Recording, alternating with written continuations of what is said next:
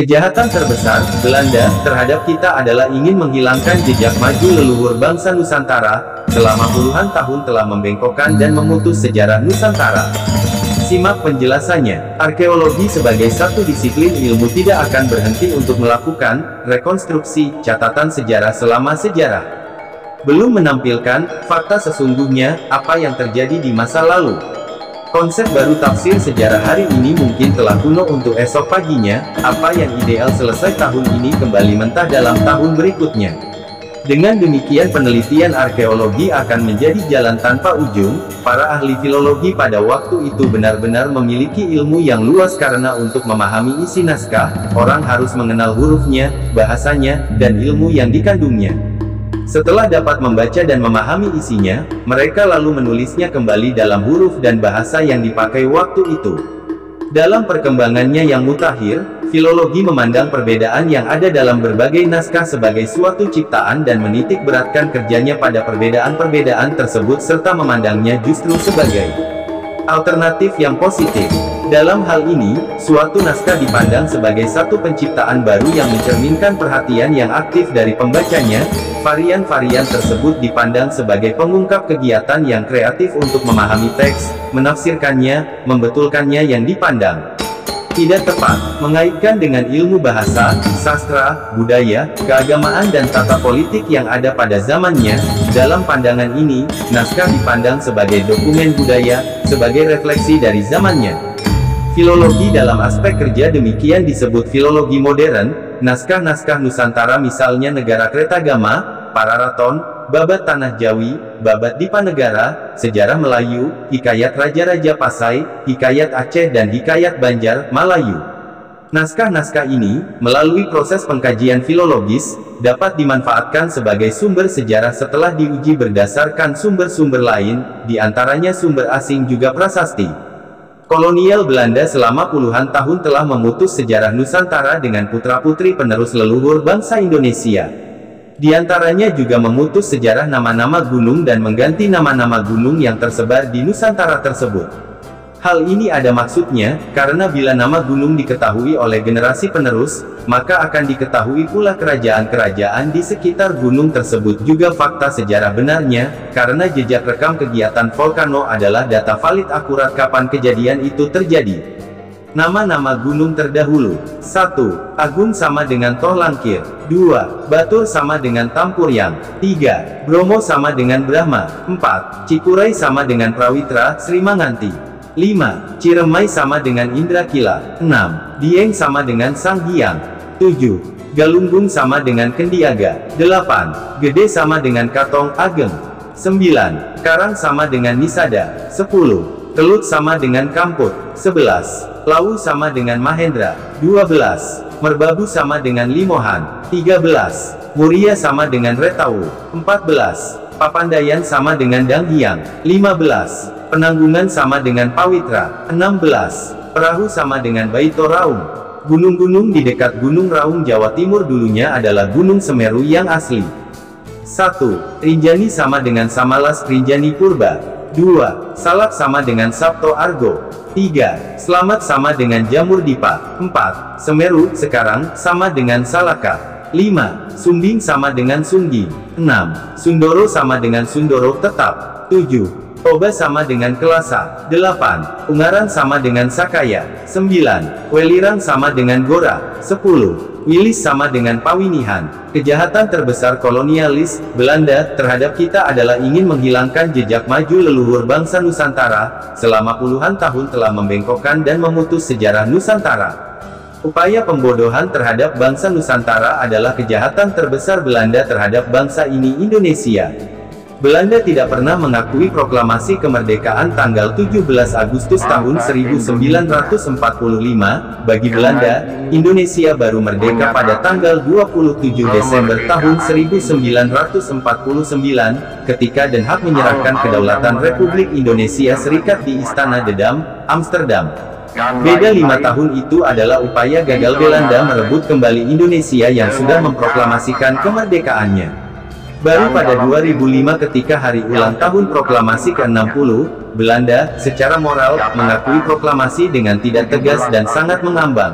Kedatangan Belanda di Sumatera Barat sebagai imbas dari Perang Padri, saat itu Belanda mengatakan tidak akan memerintah dan hanya untuk berdagang tak perlu membayar pajak, tapi komoditas tanaman seperti kopi harus dijual kepadanya. Pada 1860-an harga kopi merosot, Belanda krisis dan memutuskan menarik belasting pajak pribumi, memberontak, meletus Perang Kamang, Perang Magopo, banyak orang yang kemudian digantung dan ditembak. Ini terjadi pada 1908. Kebrutalan ex-Kapten Cum Komandan Depot Special Lettroten, DST, atau Pasukan Khusus Belanda periode tahun 1946 sampai tahun 1947, terpublikasi korban pembantaian Westerling mencapai 40.000 jiwa, tertulis di salah satu memoarnya, ia mengaku mencabut 463 jiwa. Snoekhurgronje, agen Belanda yang pura-pura masuk Islam. Ini taktik akal-akal Belanda saat kewalahan dengan besarnya minat pribumi pergi ke Makkah. Maka dari itu, untuk menandai siapa yang sudah naik haji diberi gelar haji di depan namanya untuk menandakan bahwa sudah sekali pergi haji. Mitos 350 tahun penjajahan oleh Belanda adalah ngawur. Klarifikasinya, VOC baru punya tentara 1603 jika ditambah 350 tahun, hasilnya kita baru merdeka pada tahun 1953. Jika dihitung dari pemerintahan, Hindia Belanda adalah 1800 plus 350 tahun sama dengan Indonesia merdeka tahun 2150 nanti. Perpustakaan Leiden di Belanda adalah perpustakaan tentang Indonesia terlengkap di dunia. Monash University kedua setelahnya, ada 26.000 manuskrip kuno milik Indonesia diangkut ke sana. Kalau dijejer panjangnya bisa mencapai 12 km, kata Rektor Universitas Leiden Karel Stolker. Sedangkan Perpustakaan Nasional sendiri hanya mengoleksi 10,3 ribu manuskrip kuno, tidak sampai separuh, maka sempurna kebutaan kita. Belanda bisa membangun jaringan kereta api yang sampai sekarang masih dipergunakan, juga dua jalan air penting, Noordzeekanaal dan de Nieuwe Waterweg, dibangun dengan cara menyedot kekayaan dari Nusantara. Ini ditulis C.S. Vassar, sejarawan konservatif Belanda. Tentang Daendels, mari kita simak. Ada dua nama Daendels yang berbeda. Satu, Herman Willem Daendels, Gubernur Jenderal Hindia Belanda ke-36, menjabat selama 3 tahun, yaitu tahun 1808 sampai tahun 1811. 2. A.D. Daendels, asisten residen di wilayah Ambal Kebumen pada 1838 atau 3 dekade setelah H.W. Daendels yang pertama. Di atas itu, di sekitar Menara Mercusuar Anyer, Desa Tambang Ayam, Serang, Banten, terdapat tapal yang menandai titik awal pembangunan Jalan Anyer Panarukan, tertulis 0 km Anjer Panarukan 1806 AKL. Padahal Daendels baru mendarat di Anyer pada tanggal 5 Januari tahun 1808. 2 tahun beda angka lebih dahulu yang tertulis di tapal jalan daripada Daendels mendarat di Anyer, jadi bukan dia yang menandai dan membuat jalan itu. Herman Willem Daendels menjabat tahun 1808 sampai tahun 1811, mustahil dalam waktu 3 tahun membangun jalan dari Anyer ke Batavia. Dalam catatan sejarah, Daendels menempuh perjalanan selama 4 hari. Ini membuktikan bahwa jalan dari Anyer, Cilegon, Serang, Tangerang, Batavia sudah ada sebelumnya. Pertanyaannya, siapa yang menulis dan mempublikasikan catatan sejarah bohong ini? Nama jalan pantai selatan Jawa kerap disebut dengan nama jalan Daendels, hanya karena jalur tersebut melewati wilayah Ambal yang kala itu dipimpin oleh A.D. Daendels. Jaraknya hanya 130 km, menghubungkan kota Bantul di DIY dengan Purworejo, Kebumen, dan Cilacap di Jawa Tengah. Jalan pesisir selatan tersebut sudah ada jauh sebelum orang Belanda tiba. Jalan Daendels Selatan merupakan jalur kuno yang telah ada jauh dari abad ke-14. Ini merupakan jalur upeti kerajaan di Jawa, yang menghubungkan antara kerajaan Kediri, Majapahit, Pajang, Mataram, Cirebon, hingga ke Demak di utara. Pada masa kerajaan Jawa abad ke-14, banyak kerajaan memanfaatkan jalan pesisir pantai selatan Jawa ini sebagai jalur penghubung, salah satunya kerajaan Mataram Islam pada era Sultan Agung tahun 1613 sampai tahun 1645. Tercatat dalam sejarah Keraton Surakarta dan Yogyakarta tahun 1769 sampai tahun 1874 Mataram Islam menyebut wilayah ini dengan nama Urut Sewu, satu dari 8 wilayah bagian negara agung yang merupakan daerah-daerah pungutan pajak di luar pusat pemerintahan keraton. Sebelumnya, jalan ini bernama Jalur Diponegoro. Pangeran Diponegoro dan para pengikutnya pernah bergerilya di ruas jalan ini, tepatnya di wilayah Karesidenan Bagelen, dalam Perang Jawa melawan Belanda yang berlangsung sejak 1825 hingga 1830. Diponegoro memilih jalur ini sebagai rute gerilyanya yang telah digunakan oleh leluhurnya ketika berperang. Amangkurat pertama pernah menggunakan jalur ini untuk lari dari kejaran pasukan Raden Trunojoyo yang memberontak Kesultanan Mataram. Perjuangan Pangeran Diponegoro dalam melawan kolonialisme Belanda berakhir setelah pada 1827, pasukan Belanda yang dipimpin Jenderal de Kock menangkap Pangeran Diponegoro di Magelang pada tanggal 28 Maret tahun 1930, kemudian diasingkan ke Manado dan wafat di Benteng Rotterdam pada tanggal 8 Januari tahun 1955. Pasca Perang Jawa, pemerintah kolonial menjalankan politik untuk menghapus pengaruh dan citra Diponegoro di kalangan pribumi. Tujuan politik ini untuk melemahkan semangat pengikut Diponegoro yang masih bergerilya dan kedudukannya terpecah. Pada 1838, A.D. Daendels menggunakan kesempatan ini untuk mengganti nama Jalan Diponegoro, mengubah nama jalan kuno penghubung kerajaan Jawa ini dengan namanya sendiri. Maka jadilah Jalan Daendels di selatan Jawa. Adalah bohong, Jalan Anyer Panarukan sepanjang 1000 km, dibangun oleh Daendels orang Belanda.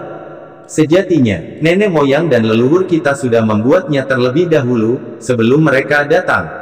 Ini lebih penting. Sebelum tahun 78 Masehi sudah ada peradaban maju di Nusantara. Cara menghitung awal tahun Saka di prasasti, yang mengkonversi ke Masehi dihitung mulai 78 Masehi.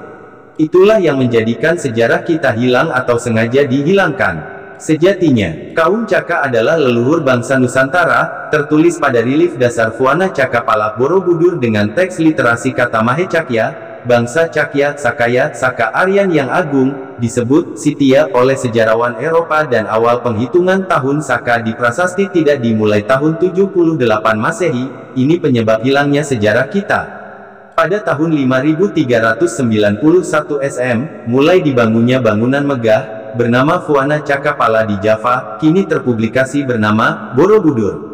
Kemudian setelahnya pada 5082 SM dibangun Candi Megah dengan 3 induk bangunan utama di lokasi dekatnya bernama Paranata, kini terpublikasi bernama Prambanan.